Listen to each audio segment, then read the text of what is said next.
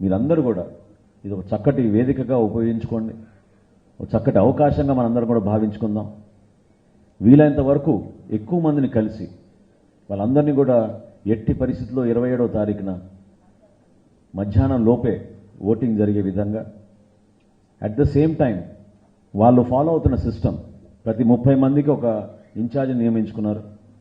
మీరు కూడా వాళ్ళతో సంప్రదించి ఎవరైనా మనకి తెలిసిన వాళ్ళు ఊర్లో లేకపోవడం, కొంతమంది బెంగళూరులో ఉన్నారనో, కొంతమంది హైదరాబాద్లో ఉన్నారనో, వాళ్ళకి పర్సనల్గా మనం ఫోన్లు చేసి ఆహ్వానించే విధంగా వాళ్ళని కూడా ఈ ఎన్నికల్లో ఒక బాధ్యతతోటి పాల్గొనే విధంగా చేయాల్సిన అవసరం మనందరికీ ఉంది. చుట్టుపక్కల నివసిస్తున్న వాళ్ళని కూడా మనందరం కూడా కలిసి వాళ్ళని ఆహ్వానించాల్సిన అవసరం కూడా ఖచ్చితంగా ఉంది. వీటన్నిటిని మీ దృష్టిలో పెట్టుకొని మనస్ఫూర్తిగా మనందరం కూడా ఆలపాటి రాజేంద్ర ప్రసాద్ గారి విజయం కోసం, తద్వారా మన కూటమి అభ్యర్థి అద్భుతమైన మెజార్టీతో గెలిచే విధంగా మనస్ఫూర్తిగా అందరం కలిసి పనిచేద్దామని ఈ చక్కటి అవకాశం నాకు కల్పించి ఆహ్వానించినందుకు పేరు పేరున అందరికీ నమస్కారాలు తెలుపుకుంటూ సెలవు తీసుకున్నాను.